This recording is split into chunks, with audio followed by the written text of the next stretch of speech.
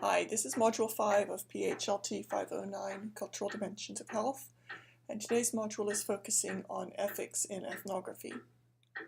Although your primary aim as a researcher might be something as simple as finding out all that you can about a topic, or maybe even getting a good grade on an assignment, your research is going to bring you into contact with other people, particularly if you're carrying out an ethnographic investigation, as you will be for this class. And those other people might have different objectives and needs from your own in the research process.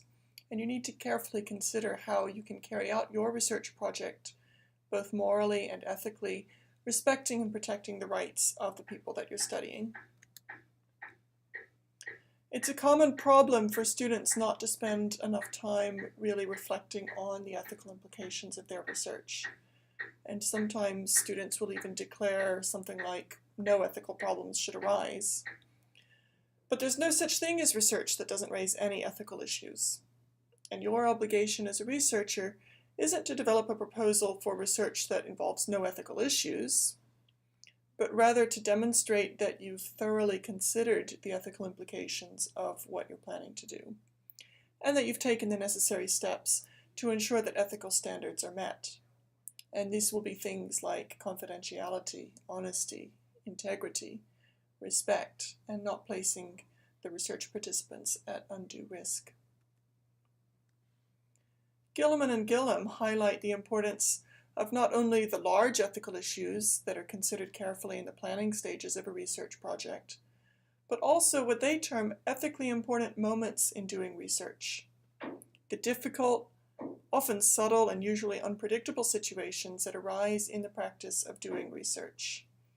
And if you've read the article I provided on Moodle, you might remember the opening scenario in which a researcher thinks that they're going to do an interview on heart disease and ends up faced with a research participant who breaks down crying because of a very difficult domestic situation that she's in the midst of, which might seem to have nothing to do with the research topic, and yet the researcher is in the situation in which she needs to come up with some decisions very quickly about how to navigate the difficult situation.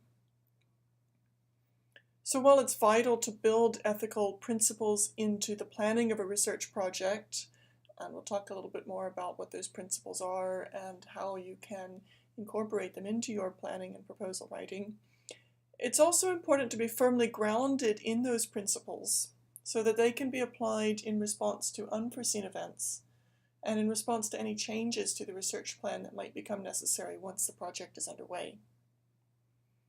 However, as Gilliman and Gillam point out, ethical problems, particularly in these unanticipated moments that they describe, rarely have a single straightforward solution.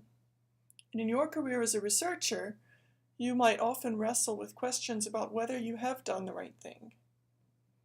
There are many situations when researchers will face very difficult or ethically and morally problematic disclosures. The opening example of the Gilliman and Gillam paper is one case in point. And it can be difficult to know to what extent, as a researcher, as an ethnographer, one ought to act upon such information. And there are not always easy or clear-cut answers.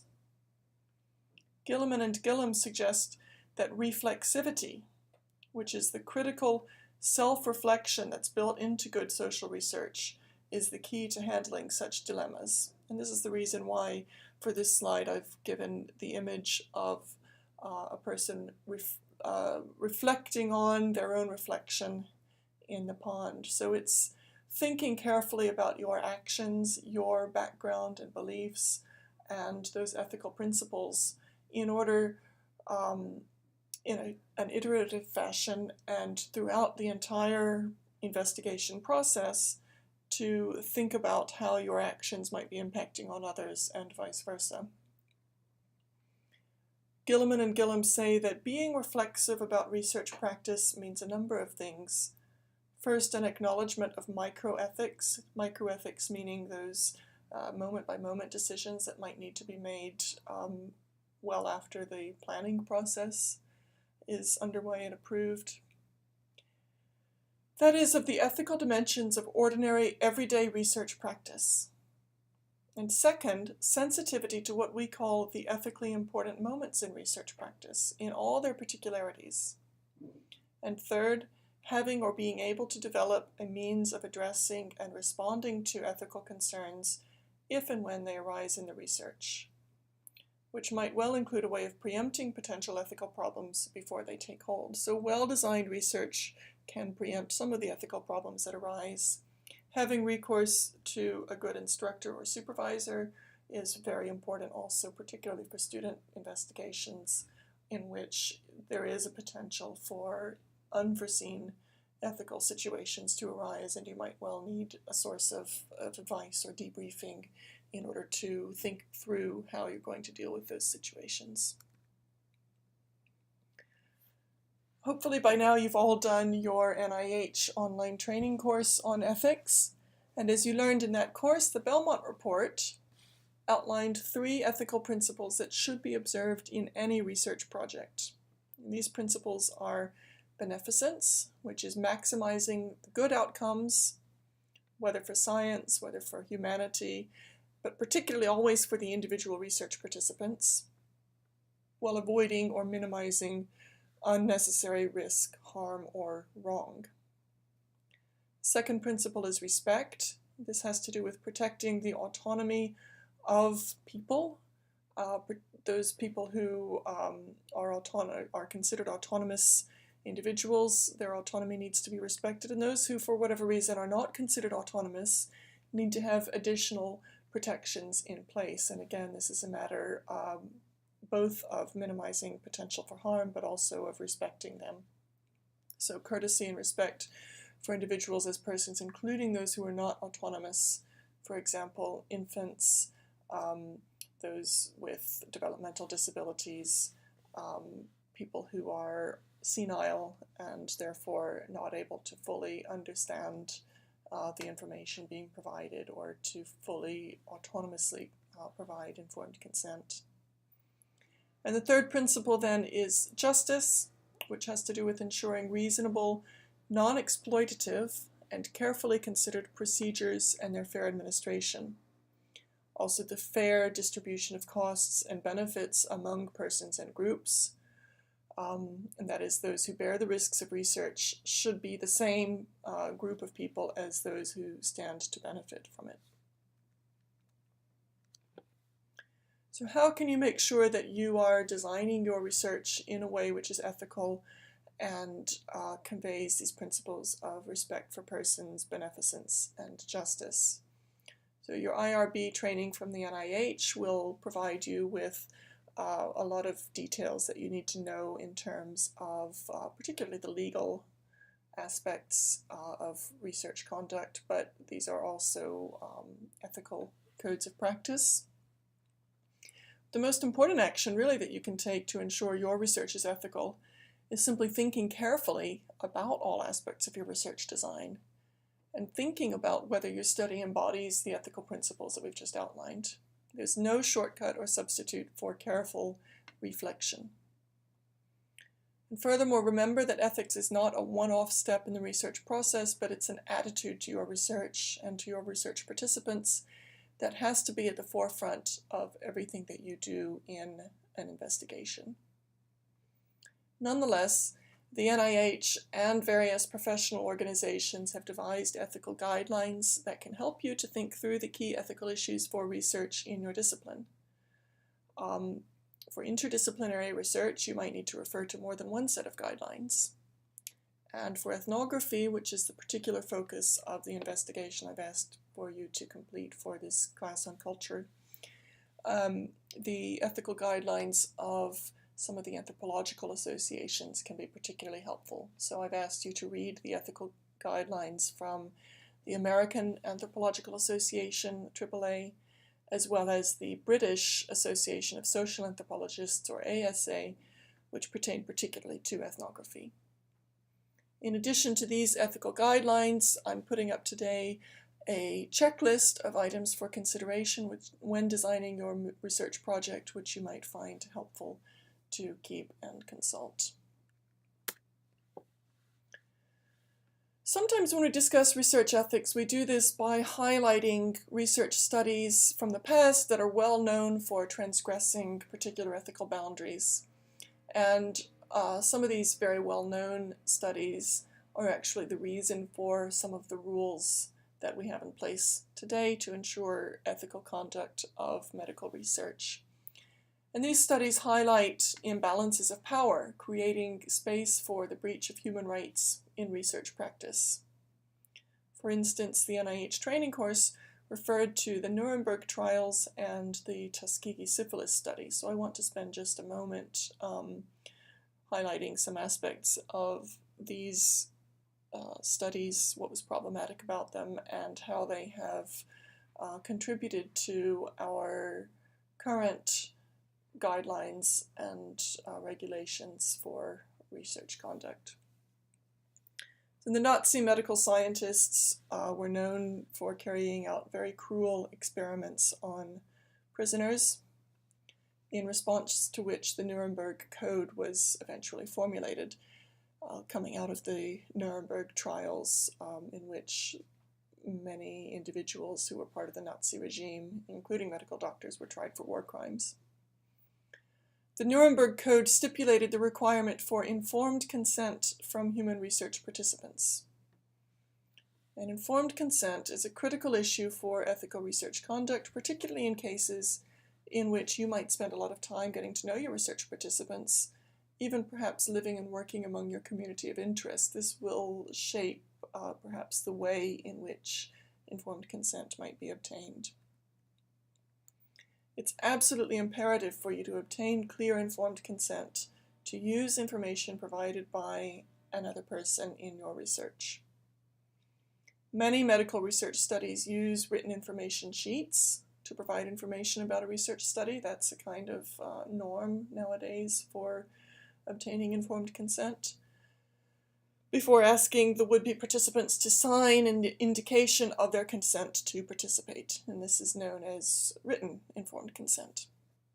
This model might work well for some ethnographic studies also, particularly perhaps the rapid assessment strategies that Edberg refers to on pages 141 and 142. But in situations involving long-term development of relationships within a community, or perhaps a study site in which you already are present as a community member or a worker, and I know that some of you might be thinking about doing your ethnographic investigation in a place in which you have previously worked or volunteered, or in a group setting that you are already a member of. That's fine. But the practice of informed consent can become a little bit more complex because you have a pre-existing role and relationship to the research participants, and those relationships and that role might be changing over time and in response to the research process. So consequently, what you need to explain about how information will be used in the research process may change and develop. Likewise, people's willingness and interest in taking part can change and develop. It's important to think about informed consent as a long-term process, not just a one-off requirement to get your study approved. I hope that you will continue to engage in the discussion forum about what this statement means, that informed consent is a process, an ongoing process throughout the research, and how you can take it into account in your ethnographic investigation and in any other research projects that you might undertake. Think also about the most appropriate language and means to use, both for providing information and for obtaining consent. We don't want to get in the situation like the poor fellow in this cartoon who is overwhelmed by a large volume of written information that he can't actually absorb, and it's not really informing him, therefore. Some populations also might be uncomfortable with signing a very legal-looking document and might prefer to have their verbal consent recorded or witnessed, and that's fine. Also, it's important in your IRB application that you address the issue of informed consent.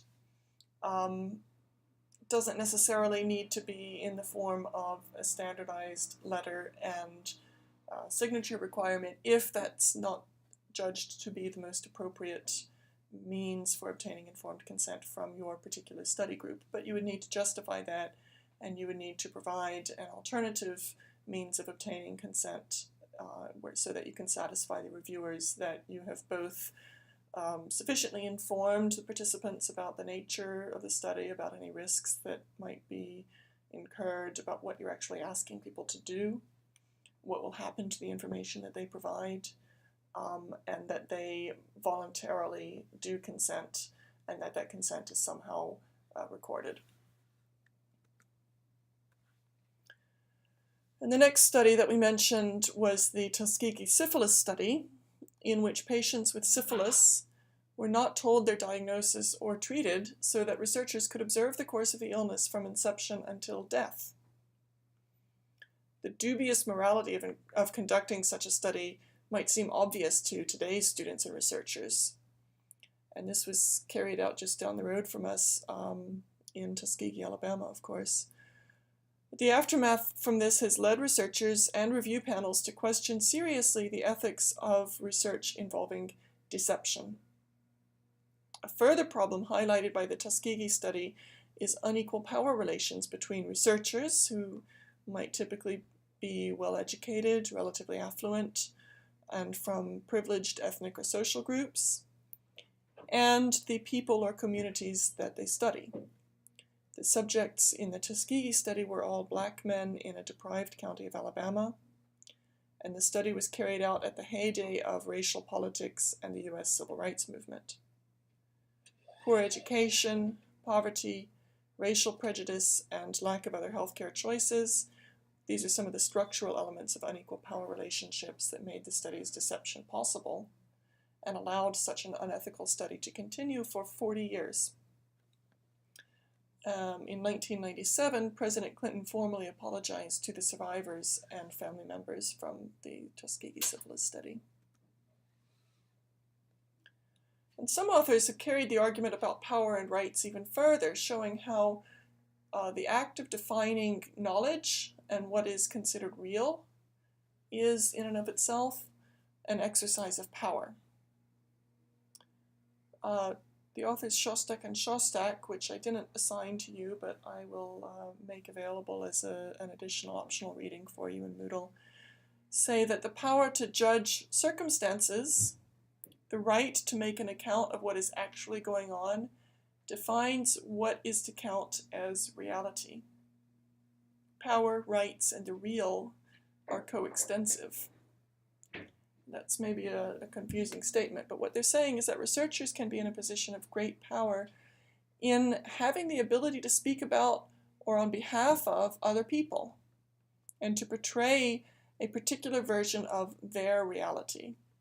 So if I'm going out and doing ethnographic research among a vulnerable or deprived community, it's going to be ultimately my words and my voice that are the mediator for practitioners or policymakers or academics who read the output from this research. And I'm interpreting what I have observed and what I've heard. I'm interpreting a culture, I'm interpreting other people's viewpoints, and that gives me a certain amount of power to present those viewpoints in a particular way. And we need, as researchers, as ethical researchers, to be sensitive to that fact. You should be able to consider and discuss the potential ramifications of this power in terms of political representation, services offered, relationships with other ideas and social groups, the ability to define problems and propose solutions to problems. Let me see if I can make that a little bit more concrete. Say I'm a researcher who has a particular interest in environmental health and advocacy for environmental justice. I'm very concerned by the fact that poor people and members of certain racial or ethnic groups are systematically more likely to be living near sites containing dangerous levels of pollution.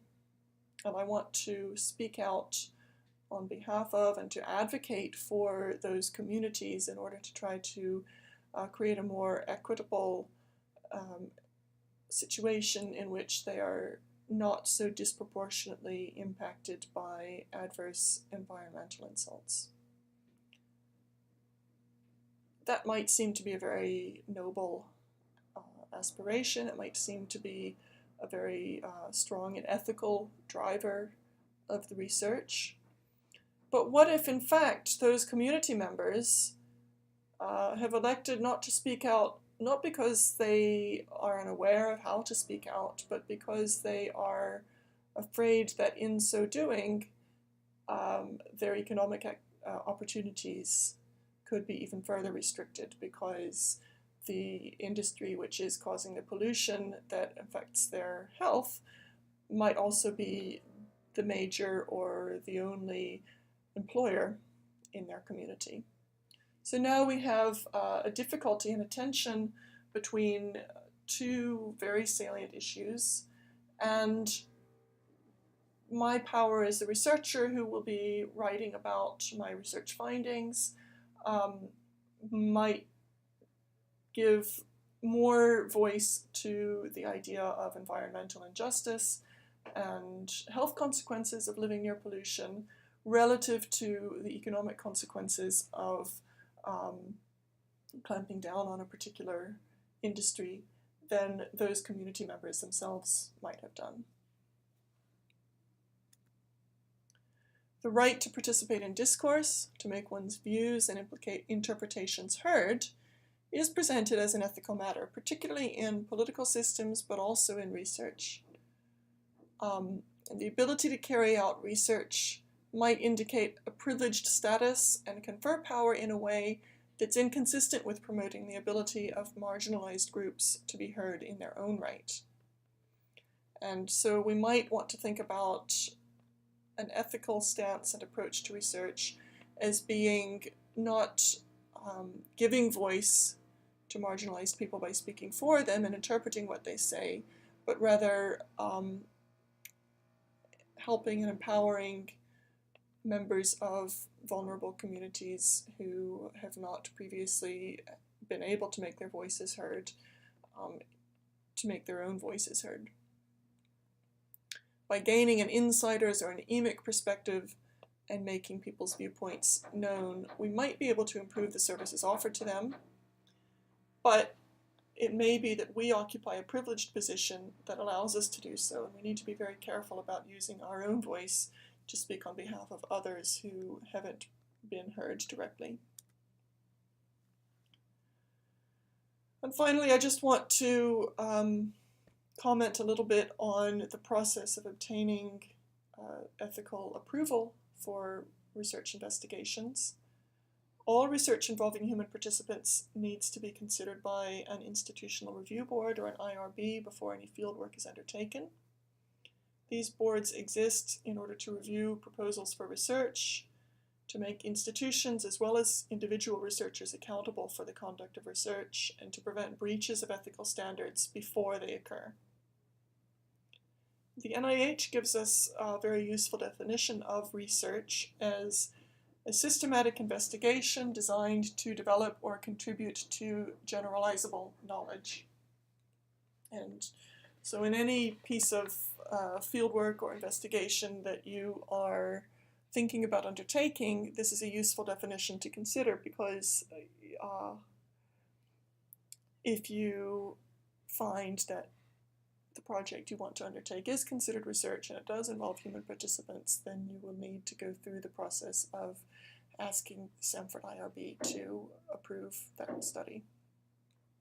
Now, because your ethnographic investigation for PHLT 509 is coursework, not designed to contribute to generalizable knowledge, but rather to help you develop skills that might allow you to do so in a larger project, your proposal doesn't need to be considered this time by the full IRB. Now, I mentioned when we did the review session a few weeks ago that if you are planning to do something larger, if you think you might try to publish the findings from this investigation, for example, that advice would not apply, and you would need to go on and submit your application to the IRB and request their approval.